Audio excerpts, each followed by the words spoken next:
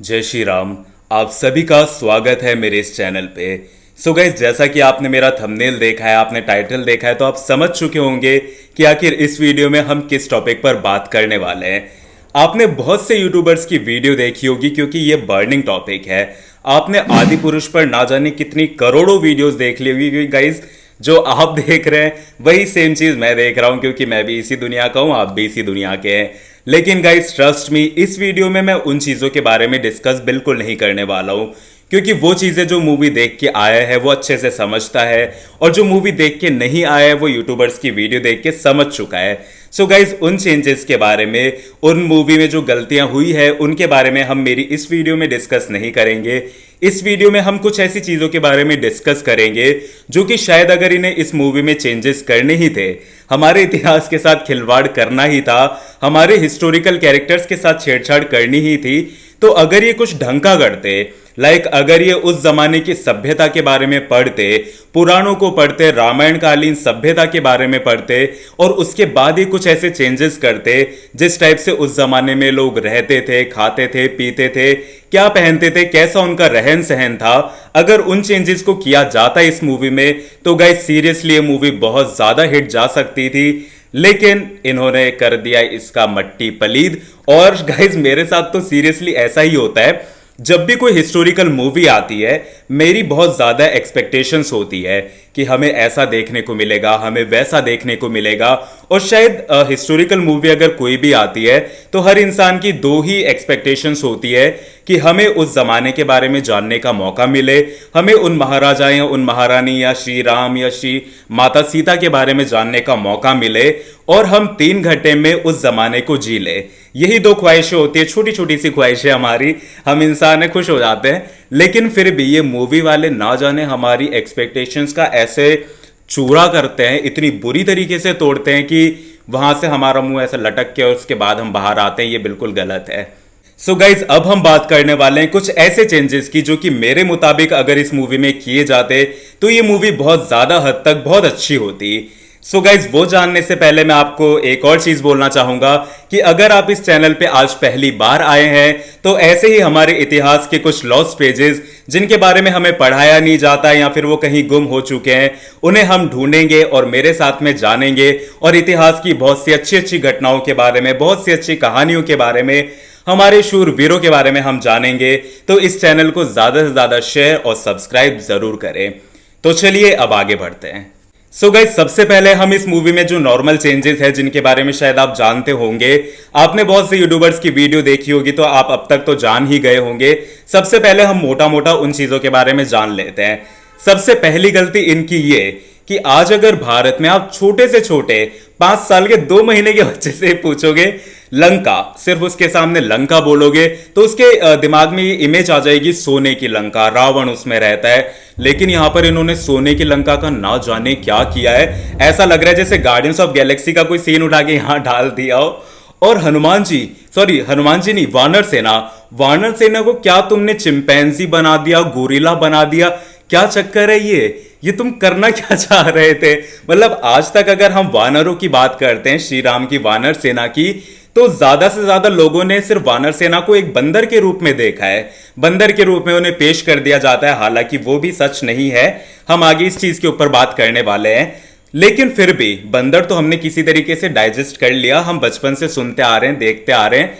लेकिन गोरिल्लाज ना भैया ना, ये हमसे नहीं होगा। इसके अलावा तीसरी सबसे बड़ी गलती की मेरे को तो ये कैरेक्टर्स ही समझ में नहीं आए। मतलब ठीक है यार, प्रभास ने बाहुबली में बहुत शानदार एक्टिंग की थी, मूवी सुपर डुपर हिट गई थी, लेकिन ऐसा जरूरी नहीं है कि हर हिस्टोरिकल फिगर में प्रभास सूट करेगा। श्री राम के लिए एक अलग ही लेवल की हमारे दिमाग में इमेज बन चुकी है, और उस इमेज को निभाने के लिए एक बहुत तुम्हें कोई अच्छा कैरेक्टर, कोई अच्छा एक्टर, प्रभास अच्छा एक्टर है नो डाउट, लेकिन फिर भी राम के कैरेक्टर में वो बिल्कुल नहीं, पता नहीं वो क्या जीसस जैसे लग रहे हैं, पता नहीं क्या बना दिया है तुमने। और गाइस कॉस्ट्यूम्स, तुमने कौन सी त्रेता युगीन रामायण कालीन सभ्यता में चमड़े के कपड़े देखे हैं? मतलब श्री राम जो कि अयोध्या में अपनी लकड़ी की बनी हुई चरण पादुकाएं अपने अयोध्या छोड़ के आ गए, वो वनवास में आते ही चमड़े के जूते पहन रहे। मतलब क्या यही काम था श्री राम के पास कि वो आके सबसे पहले चमड़े के जूते बनाएंगे? हनुमान जी वो चमड़े के, अरे भाई वो वानर थे, वो वनों में रहने वाले थे। सबसे पहले तो वानर का मतलब समझो। यहीं से मेरी वीडियो स्टार्ट होती है गाइज, अब आप ध्यान से सुनना। वानर का मतलब होता है वानर, यानी कि वन में रहने वाला नर। वन में रहने वाला जो मनुष्य है उसे वानर कहा जाएगा। जब ये सभ्यताएं हमारे भारत में विकसित हो रही थी तो गाइस मनुष्य की बहुत सारी सभ्यता थी, उसमें एक थी आर्य सभ्यता। तो आर्य सभ्यता के ही हम सभी लोग हैं। तो आर्य सभ्यता सबसे पहले विकसित हुई, सबसे ज्यादा विकसित हुई, सबसे जल्दी। अगर आप पुराणों को पढ़ेंगे तो आप जानेंगे, आप रामायण कालीन सभ्यता को पढ़ेंगे तो आप इन सभ्यताओं के बारे में जानेंगे। आर्य सभ्यता के अलावा दूसरी सबसे बड़ी सभ्यता जो थी वो थी वानर सभ्यता, जो कि भारत के मिडिल जो पार्ट है उसमें रहती थी, क्योंकि इस साइड में सबसे ज्यादा जंगल जंगल सब कुछ जंगल था। आज जैसा हम देख रहे हैं भारत, पहले वैसा नहीं था। ये एरिया पूरा जंगलों से भरा हुआ, मतलब सब कुछ जंगल था। इस तरफ जो था मरुस्थल था, यहाँ पे सिर्फ आपको रेगिस्तान मिलेंगे। इसके अलावा भारत में अगर आपको और कुछ मिलेगा तो वो मिलेगा जंगल। तो इन्हीं जंगलों में जो सभ्यता विकसित हुई, जो लोग रहते थे वो बहुत ज्यादा चालाक होते थे, चतुर होते थे, बहुत ज्यादा बलशाली होते थे। इसके अलावा वो एक पेड़ से दूसरे पेड़ जंप कर सकते थे, स्पीड उनकी बहुत ज्यादा तेज थी। और आर्यों ने एक इन्हें नाम दिया वानर, क्योंकि ये वनों में रहने वाले लोग थे, इसलिए इन्हें वानर में रहने वाले मनुष्य, वनों में रहने वाले, अरण्य में रहने वाले मनुष्य, वन नर, वानर, इस तरीके से इनका नामकरण हुआ। लेकिन गाइस ये बंदर नहीं थे। हम बहुत ज्यादा गलत पता नहीं कहा, मतलब बचपन से चलो हमें ये पढ़ते आ रहे हैं, लोगों ने इनके जो क्वालिटीज है उन्हें देखते हुए इन्हें एक बंदर से कंपेयर करके इन्हें एक बंदर बना दिया। लेकिन गाइस ये बंदर नहीं थे, ये वानर थे, वनों में रहने वाले इंसान थे हमारी तरह। हाँ, ऐसा कह सकते हैं कि ये वनों में रहते थे, तो हो सकता है इनकी बियर्ड्स मेरी तरह भी मैंने ट्रिम नहीं करवाई है, तो झाड़ जैसी हो, बाल झाड़ जैसे हो, ठीक है। ये कुछ ऐसे चेंजेस हो सकते हैं। हो सकता है कि वो कपड़े ना पहनते हो, कपड़ों की जगह वो कुछ और यूज करते हो उस जमाने में अपनी बॉडी ढकने के लिए। लेकिन गाइज वो थे इंसान, वो बंदर नहीं थे। इसके अलावा गाइज जो एक और सभ्यता थी भारत में वो थी राक्षसी सभ्यता, यानी कि राक्षस, दानव और दैत्य। जब भी हम इन तीनों चीजों को सुनते हैं तो हमें लगता है कि एक ही राक्षस है, कैसा दांतों वाला, झाड़ जैसा, काला, ना जाने कैसा, हम राक्षस ऐसे ही सोचते हैं गाइज। लेकिन गाइज राक्षस भी जो थे वो इंसान ही थे। वो थोड़े से अनहाइजीनिक थे, वो थोड़े जंगलों में रहते थे, मांस वगैरह खाते थे, और वो इस तरीके के थे, थोड़े क्रूर थे, वो अत्याचारी थे। इसलिए जो अपने आर्य लोग थे उन्होंने ही इन्हें नाम दिया राक्षस, दानव, दैत्य। गाइज ये तीनों अलग अलग प्रजातियां, अलग अलग सभ्यताएं हैं। और जो इसमें राक्षसी सभ्यता थी, राक्षस थे जो कि लंका साइड में रहते थे, जिनके जो राजा थे वो थे लंकेश, रावण, दशानन। तो गाइज वो सबसे ज्यादा क्रूर थे आर्यों के अनुसार। और आर्यों का और राक्षसों का बहुत टाइम तक संघर्ष चला। इसके बाद आर्यों ने राक्षसों को हरा के पूरे भारतवर्ष पर आर्य सभ्यता स्थापित की। इसके अलावा गाइस फिर से आप त्रेता युग पढ़ेंगे, पुराणों को पढ़ेंगे, उस जमाने की सभ्यता को पढ़ेंगे। गाइस हमारी जो सभ्यताएं हैं वो 3 भागों में डिवाइड की गई है। अगर अपन इतिहास अच्छे से पढ़ते हैं तो सबसे पहले आता है वैदिक काल, उसके बाद में उत्तर वैदिक काल, उसके बाद में आता है सूत्र काल। और वैदिक काल से लेके उत्तर वैदिक काल तक का जो समय है उसी में जो सभ्यता के बारे में हमें जानकारी दी जाती है वो रामायण कालीन सभ्यता और सतयुग की सभ्यता और उसके बाद में द्वापर युगीन जो सभ्यता थी उन चीजों के बारे में हमें नॉलेज मिलती है। सो गाइज वहां पर जब हम पढ़ते हैं तो हमें एक चीज पता चलती है उनके कॉस्ट्यूम्स के बारे में। उस जमाने में गाइज सिले हुए कपड़ों का प्रचलन नहीं था। मूवी में चमड़े के कपड़े दिखाए हैं, वो चमड़े के कपड़े का कोई प्रचलन नहीं था। उस जमाने में जो राजा महाराजा होते थे वो रेशम के कपड़े पहनते थे, और उस जमाने में जो कपड़े बनते थे वो पर्दानुमा कपड़े बनते थे, और उन्हीं को महिलाएं भी यूज करती थी, उन्हीं को पुरुष भी यूज करते थे। पुरुष अपनी धोती बांधते थे उसी पर्दानुमा कपड़े से। इसके अलावा जो राजा महाराजा होते थे वो गहने पहनते थे, सोने के मुकुट पहनते थे, पर्दे टाइप का कपड़ा अपने शरीर को ढकने के लिए वो यूज करते थे। और जो महिलाएं होती थी वो उन्हीं पर्दों से अपने सर पे पल्लू लेती थी और इसके अलावा उसको साड़ी की तरह यूज करती थी।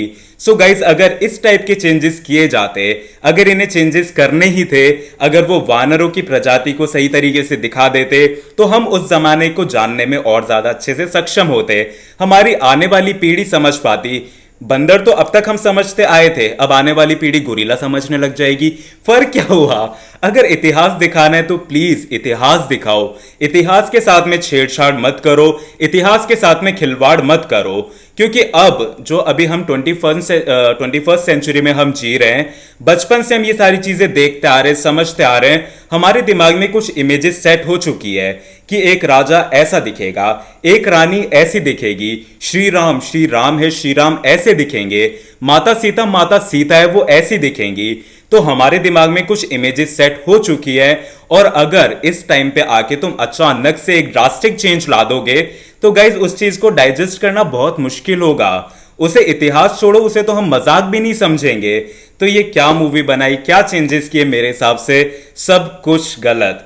रावण की सोने की लंका के बारे में हम कह चुके हैं। इसके अलावा हाँ यार गाइस, सबसे ज्यादा तो फनी चीज था कि मतलब आप एक बार इमेजिन करो, रावण दशानन लंकेश आ रहा है, माता सीता को हर के लेके जा रहा है एक चमगादड़ पे। मतलब ये कोरोना फैलाने वाला चमगादड़, तुम्हें रावण का प्राइवेट जेट यूज करना जरूरी था? अरे पुष्पक विमान दिखा देते, पुष्पक विमान नहीं दिखाना था, तुम कोई नॉर्मल विमान दिखा देते, तुम रथ दिखा देते। लेकिन चमगादड़ यार, पहली बात तो इतना बड़ा चमगादड़ होता कहां है? त्रेता युग पढ़ो, तुम पुराणों को पढ़ो यार। इतने बड़े चमगादड़ कि उस पे लंकेश, जो कि एक बहुत विद्वान, एक बहुत बड़ा पंडित था, एक बहुत बड़ा राक्षस था, मतलब जो कुछ भी था वो बहुत बड़ा था। ठीक है? तो गाइस, जो दशानन है उसे चमगादड़ के ऊपर इतनी बुरी बेइज्जती तो हम रावण की भी बर्दाश्त नहीं करेंगे। अगर तुम श्रीलंका में जाओगे, रावण की पूजा की जाती है, उनके सामने तुम रावण को चमगादड़ पे बैठा दिखाओगे, अरे तुम मिल मत जाना, वरना तुम्हारा सर फोड़ देंगे, जूतों से पीटेंगे तुम्हें। जो ये डायरेक्टर्स रो रहे थे ना कि हनुमान जी जरूर आएंगे, एक सीट तुम थिएटर्स में खाली रखो, अरे हजारों सीट्स खाली है, वहां पे हनुमान जी क्या, तुम जाके बैठ के देखो, तुम्हें खुद ना हंसी आ जाए कि हमने क्या बना दिया। और गाइज इसके अलावा जो डायलॉग्स, हे भगवान, इतने छपरी, कोई गुटखा खाते हुए छपरी लोग जो बातें, जिस तरीके की लैंग्वेज यहाँ पे सड़कों पे यूज करते हैं, हनुमान जी तेरा बाप, तेरी जलेगी उसकी जलेगी, तू लंबा लेटेगा। क्या यार, मतलब कुछ भी, तुम किसके बारे में बात कर रहे हो, तुम किसकी छवि दिखा रहे हो, तुम ये चीज तो देखो। और इसके अलावा वो विभीषण की पत्नी ऐसे क्लीवेज दिखाते हुए, ऐसे साड़ी का पल्लू, ये सेक्सी, लेकिन ये क्या चक्कर है? तुम्हें रामायण के हिसाब से ये सब चीजें दिखानी चाहिए? मतलब लाइक सीरियसली, क्या विभीषण की पत्नी अंदर से रेडी होके नहीं आ सकती थी? और अगर तुम्हें इस तरीके की वल्गैरिटी दिखानी थी, कुछ भी दिखाना था, तो फिर तुम लक्ष्मण के सामने शूर्पणखा का एक आइटम सॉन्ग दिखा देते। मतलब अगर कुछ भी दिखाना है तो कुछ भी दिखाओ, तब तुम हमारे हिस्टोरिकल कैरेक्टर्स को यूज मत करो। जिस तरीके से एक फिक्शनल मूवी बनाई गई थी बाहुबली, तुम उस तरीके से फिक्शनल कैरेक्टर्स बनाओ। तुम कुछ भी नाम रखो, तुम श्री राम नाम मत रखो, तुम माता सीता, तुम हनुमान, तुम ये सब चीजें मत रखो, तुम एक पूरी की पूरी फिक्शनल मूवी बनाओ। लेकिन तुम हमारे इतिहास के साथ छेड़छाड़ मत करो, इस तरीके की वल्गर, इस तरीके की चीप लैंग्वेज यूज मत करो। तुम्हें थोड़ा सा हिस्ट्री को पढ़ना चाहिए, समझना चाहिए। अगर चेंजेस भी करने थे तो प्लीज अच्छे चेंजेस करो, क्योंकि जब हम ऐतिहासिक कोई मूवी देखने जाते हैं तो हमारी बहुत सारी एक्सपेक्टेशंस होती है। प्लीज उन्हें चकनाचूर मत करो। इस मामले में संजय लीला भंसाली की दाद देना चाहूंगा।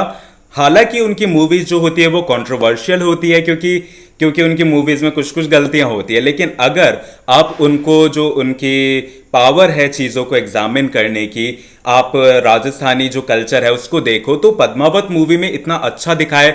कोई अंदर आ रहा है तो रानी पद्मावती पल्लू ले रही है, किस तरीके से वो रह रही है, किस टाइप की ज्वेलरी वो यूज कर रहे हैं, किस तरीके की लैंग्वेज उनकी है, तो इस चीज को देख के हम उस चीज से कनेक्ट कर पाते हैं। हम उस चीज को देख के हम पहुंच चुके थे 1303 में। इतनी अच्छी मूवी बनाई है संजय लीला बंसाली ने, सिर्फ कुछ कमियां रह गई, क्योंकि ये एक मूवी है, मूवी को एंटरटेनिंग बनाने के लिए कुछ भी करते हैं डायरेक्टर्स, लेकिन अगर वही इतिहास के हिसाब से देखा जाए तो वो बहुत गलत होती है। लेकिन फिर भी उन्होंने काफी अच्छा काम किया। इसके अलावा पृथ्वीराज, उसमें मुझे कुछ भी नहीं पसंद आया, इतिहास के साथ बिल्कुल छेड़छाड़ थी। अगर आप चाहते हैं मेरे मुंह से कुछ सुनना उस मूवी के बारे में, मेरे 2 शब्द, तो आप कमेंट जरूर करें, मैं आपको उनके बारे में भर भर के 2 शब्द दूंगा। इतनी बेकार इतिहास के साथ छेड़छाड़ की गई इस मूवी में, लेकिन फिर भी एक चीज, जो उनके कॉस्ट्यूम से, जो महलों का डिजाइन था, दरबार का डिजाइन था, जो उनके कपड़े थे, वो बिल्कुल परफेक्ट थे उस जमाने के हिसाब से।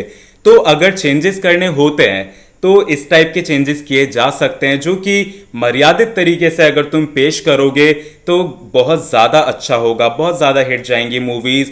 और अगर नहीं कर सकते, इतनी तुम्हारे बस की नहीं है, तो प्लीज़ आप हमारी ऐतिहासिक मूवीज़ मत बनाओ, हमारे ऐतिहासिक कैरेक्टर्स को यूज़ मत करो। सो गाइज, मिलते हैं मेरी अगली वीडियो में, तब तक के लिए जय श्री राम।